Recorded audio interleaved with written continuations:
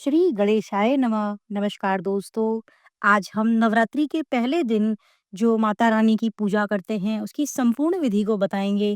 तो आइए शुरू करते हैं वीडियो को। तो सबसे पहले मैंने यहाँ पर जिस भी स्थान पर हमने पूजन करना है वहाँ पर मैंने गंगा जल डालकर वहाँ पे शुद्धिकरण कर लिया। उसके बाद एक चौकी या पाटला जो भी आपके पास उपलब्ध हो वो वहाँ पे बिछाएं और लाल वस्त्र उसके ऊपर आप बिछा दें, क्योंकि लाल वस्त्र जो होता है वो माता के पूजन में ज़्यादा इस्तेमाल किया जाता है, तो आप लाल वस्त्र का ही इस्तेमाल करें। चौकी पर मैंने यहाँ बिछा दिया है लाल कपड़ा और उसके बाद मैं सबसे पहले फूलों का आसन देकर भगवान श्री गणेश को विराजमान करती हूँ और उसके बाद मैं अक्षत का आसन देकर, फूलों का आसन देकर माता दुर्गा की मूर्ति को मैं यहाँ पर स्थापित करूँगी। देखिए, आपके यहाँ जो भी प्रतिमा है, आप तस्वीर है, मूर्ति है या मिट्टी की मूर्ति है, आपके पास जो भी है आप उसको वहाँ पर स्थापित करें। उसके बाद मैं सबसे पहले दीपक को प्रज्वलित करूँगी, क्योंकि दीपक जो होता है वो हमारी पूजा का साक्षी होता है। तो सबसे पहले हम किसी भी पूजन को करने से पहले दीपक को प्रज्वलित कर लेते हैं। उसके बाद एक मिट्टी का पात्र लेंगे जिसमें हम जौ बोएँगे अपने। तो इसके लिए हमें एक नया कोरा मिट्टी का पात्र लेना है और ये छोटा-बड़ा जो भी आपके पास उपलब्ध हो आप ले सकते हो। मेरे पास ये बड़ा वाला यहाँ था तो मैंने ये ले लिया है। तो इसके बाद हम इसमें हल्दी, कुमकुम से यहाँ पर पूरे जो इसके पात्र के ऊपर हम तिलक कर देंगे। तो इससे क्या है कि हमारा ये सुंदर दिखाई देगा। तो आप भी थोड़ी-थोड़ी इस तरह से सजावट करें चीज़ों की, तो पूजा में वो अच्छी लगती हैं। तो इस प्रकार मैंने ये मिट्टी के पात्र में पूरे तिलक लगा लिया है और अब मैं इसके अंदर मिट्टी डाल दूँगी और मिट्टी डालने के बाद मैं इसमें ज्वारे बो दूँगी। तो ज्वारों के लिए बात ये है कि अगर आपके पास सूखे ज्वारे हैं तो आप उसे भी बो सकते हैं। मैं तो क्या करती हूँ कि 1 दिन पहले ही ज्वारों को मैं पानी में भिगा देती हूँ, जिससे कि वो फूल जाते हैं। इससे होता क्या है कि आपके ज्वारे दूसरे-तीसरे दिन में ही आने शुरू हो जाते हैं। नहीं तो हम सूखे ज्वारे डालते हैं ना, तो चौथे-5वें दिन ज्वारे आते हैं। तो इसीलिए आप भी इस ट्रिक का इस्तेमाल करें और 1 दिन पहले ही रात को आप ज्वारों को पानी में भिगो दें। ज्वारे पानी में भिगोने के बाद मैंने यहाँ पे मिट्टी में सब डाल दिए हैं और अब इनको मिट्टी को मैं आगे-पीछे ऊपर कर लूँगी, जिससे कि ये अंदर चले जाएँ थोड़े से। तो इसके बाद मुझे यहाँ पर कलश की स्थापना करनी है, तो कलश स्थापना के लिए एक लोटा लेंगे। आपके पास जो भी मिट्टी का कलश हो या फिर पीतल का, तांबे का, जो भी हो आप उसे इस्तेमाल कर सकते हैं। मिट्टी के कलश में मैंने अंदर सभी शुभ चीज़ें अंदर डाली हैं, जिसमें ₹1 का सिक्का है, कमलगट्टा है, सुपारी है, अक्षत हैं और इसके अंदर मैंने हल्दी की गाँठ डाली है। तो ये सभी चीज़ें हम कलश में हर पूजन में, माताजी के पूजन में हम डालते हैं।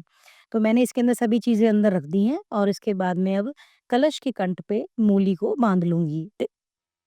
तो कंठ पर मोली बाँधने के बाद अब हम इसमें आम के पत्ते रखेंगे। तो आम के पत्ते जो होते हैं वो 5 की संख्या में, 7 की संख्या में या 9 की संख्या में रखे जाते हैं। अगर आपके पास आम के पत्ते ना हों तो आप अशोक के पत्तों का भी इस्तेमाल कर सकते हैं।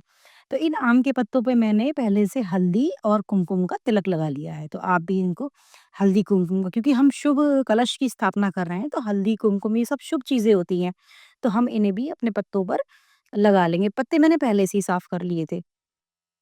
इस प्रकार हमने सारे पत्तों को 7 पत्तों को मैंने यहाँ पर रखा है आम के और इसके बाद अब हम एक प्लेट में, छोटी-सी प्लेट में हम अक्षत रखेंगे। हम कलश के ऊपर नारियल को खाली नहीं रखते हैं, उसके ऊपर हम एक छोटी-सी डिश में मैंने यहाँ पर अक्षत रख दी हैं, तो आप भी यहाँ पर अक्षत रखें थोड़े से। और अब इसके बाद में हमारे कलश पे जो है स्वस्तिक बनाएँगे हम यहाँ पर। स्वस्तिक आपको पता ही है दोस्तों, कितना शुभ होता है और इसकी सकारात्मक ऊर्जा पूजा में कितनी होती है। तो इस तरह से हम यहाँ पर स्वास्तिक का निर्माण कर लेंगे अपने कलश के ऊपर और इसके बाद हम कलश के ऊपर हम जब ये स्वास्तिक का निर्माण कर लेंगे, उसके बाद हम नारियल की तैयारी करेंगे कि हमें कलश के ऊपर अब नारियल रखना है। तो देखिए, नारियल के लिए हम जटा वाला नारियल इस्तेमाल करते हैं पूजा में और जटा वाले नारियल को हम लाल रंग की चुनरी से बाँध लेते हैं। रख लेके इसको लपेट कर बाँध लेते हैं। अगर आपके पास चुनरी उपलब्ध ना हो तो आप धागे को, यानी कि मोली को उसके ऊपर 9 बार घुमाएँ, यानी कि हमें 1-2 बार नहीं घुमाना है, उसको 9 बार घुमाना होता है धागे को। तो आप वस्त्र रूप में नारियल को दे सकते हैं मोली को। तो इस प्रकार मेरे पास यहाँ उपलब्ध था, चुनरी उपलब्ध थी, लाल कपड़ा, तो मैंने वो उसके ऊपर लपेट दिया और अब मैं मोली से इसको बाँध दूँगी। मोली हमें 9 बार लपेटनी होती है इसके ऊपर। तो अब इसके मैंने ये लपेट कर बाँध लिया है अपने नारियल को मैंने यहाँ पर तिलक कर लिया है। और इसके बाद अब हम नारियल को कलश के ऊपर रखेंगे। नारियल का जो मुख होता है, वो साधक की तरफ रखा जाता है, जैसे हम पूजा कर रहे हैं बैठकर, तो हमारी तरफ उसका मुख होना चाहिए। तो इस प्रकार हमने यहाँ पर कलश की जो है तैयारी कर ली है। अब हम स्थापना की तैयारी करेंगे। स्थापना की तैयारी के लिए चौकी पे माताजी के सीधे हाथ की तरफ, यानी कि जो साधक बैठा है, उसके उल्टे हाथ की तरफ पड़ेगा, हमें वहाँ पर कलश की स्थापना करनी होती है। तो वहाँ पे मैं थोड़े से अक्षत रखकर उनके अष्टदल कमल बना लूँगी। अष्टदल कमल जो होता है वो माताजी के हर पूजन में कलश के नीचे बनाया जाता है। तो यहाँ पर मैंने अष्टदल कमल बना लिया अक्षत से, और अब मैं यहाँ पर अपने कलश की स्थापना को करूँगी। तो मैंने यहाँ पे अपने कलश की स्थापना कर दी है, और ये सारी पूजा हम पहले दिन करते हैं, तो इसलिए ये थोड़ी पूजा बड़ी होती है। उसके बाद तो फिर रोज़ हम जो फल चेंज करते हैं और ज्वारों में पानी डालते हैं और आरती करते हैं, या फिर जो आप कोई पाठ करते हैं तो पाठ करना चाहिए अगर आपको आता है तो। तो वो उस दिन इतना समय नहीं लगता है, पहले दिन हमें पूजा पाठ में समय लगता है स्थापित करने में चीज़ों को। तो यहाँ पर मैंने कलश को स्थापित कर दिया है।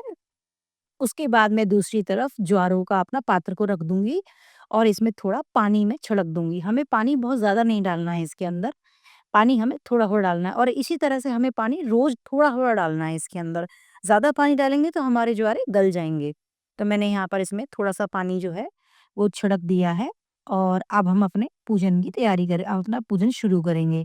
तो सबसे पहले श्री गणेश को हम यहाँ पर जनेऊ समर्पित करेंगे। भगवान गणेश को हम ज जनेऊ समर्पित करेंगे, और उसके बाद हम यहाँ पर भगवान को पुष्प अर्पित करेंगे। तो क्या होता है कि सभी आप जानते ही हैं कि भगवान गणेश का पूजन हम सबसे पहले करते हैं, और इसी तरह से हम सारे ही पूजनों में, कोई भी पूजन हो, सबसे पहले हम गणेश जी का ही पूजन करते हैं। उसके बाद मैंने माता के लिए नई चुनरी ली है, तो मैं माता को चुनरी ओढ़ाऊँगी यहाँ पर, और माता को चुनरी ज़रूर ओढ़ाइए आप नवरात्रों में, लाल रंग की। लाल रंग का, क्योंकि मैंने बताया, बहुत महत्व होता है माता जी की पूजा में। माता जी को विशेषकर लाल चुनरी हमेशा अर्पित की जाती है। तो मैंने यहाँ पे माता जी को लाल चुनरी अर्पित की है। उसके बाद भगवान गणेश को तिलक किया, उसके बाद मैंने माता रानी को तिलक किया, उनके शेर को तिलक किया, और मैंने दीपक को, ज्वारे के पात्र को और कलश को, सभी चीज़ों को मैंने अपनी यहाँ पे तिलक कर दिया, क्योंकि ये सभी चीज़ें हमारे लिए पूजनीय हैं, पूजा में रखी गई हैं। ये बहुत शुभ चीज़ें हैं, हम शुभ चीज़ों में सबको तिलक करते हैं। तो हमने यहाँ पे सभी चीज़ों को तिलक कर दिया है। उसके बाद हम यहाँ पर धूप दिखाएँगे भगवान को, कलश को, ज्वारे को, तो हम सभी को यहाँ पर धूप दिखाएँगे। दीपक हमने पहले से ही जला लिया था, और अब हम यहाँ पर धूप भगवान को दिखाएँगे। देखिए, नवरात्रि का जो पूजन होता है वो पहले दिन का बहुत ही ख़ास होता है, क्योंकि समय पर हमको कलश की स्थापना करनी होती है, हमको ज्वारे बोने होते हैं, और हमारे जो है, जो भी हमें श्रृंगार माता जी को चढ़ाना होता है, तो इस दिन हमें पूजा में थोड़ा समय लगता है। तो यहाँ पर मैं माता जी को वस्त्र रूप में कलावा समर्पित कर, जब भी आपके पास किसी पूजा में कोई वस्त्र ना हो, तो आप गणेश जी को, माता रानी को, या विष्णु जी को, किसी भी देवी देवता को आप वस्त्र रूप में कलावा समर्पित कर सकते हैं।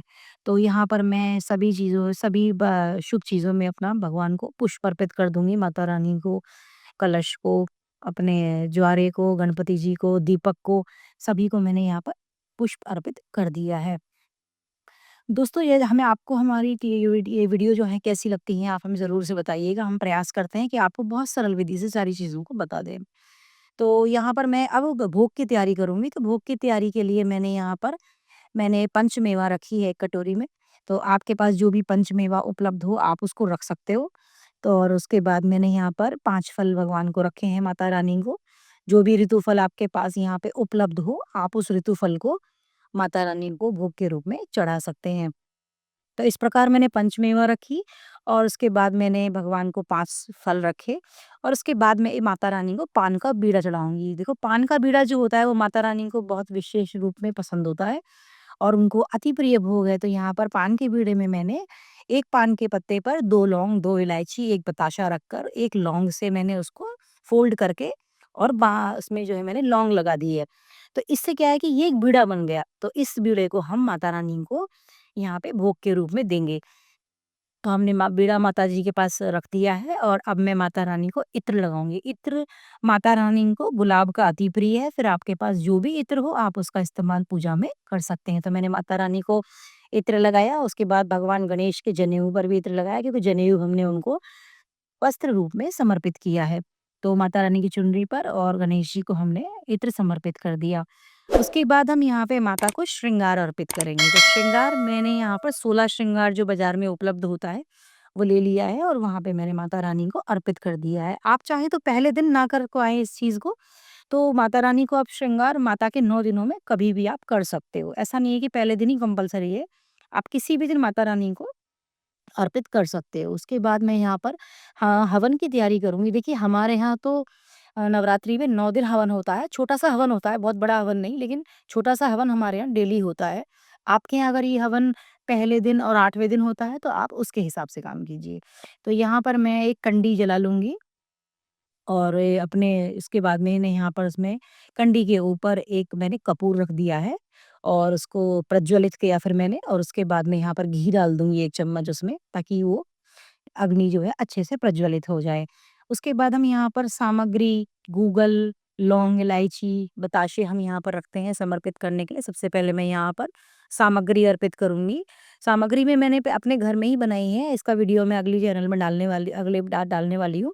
तो उसके लिए आप उसको ज़रूर से देखिएगा, किस प्रकार हम घर में शुद्ध सामग्री अपने घर में ही बना सकते हैं।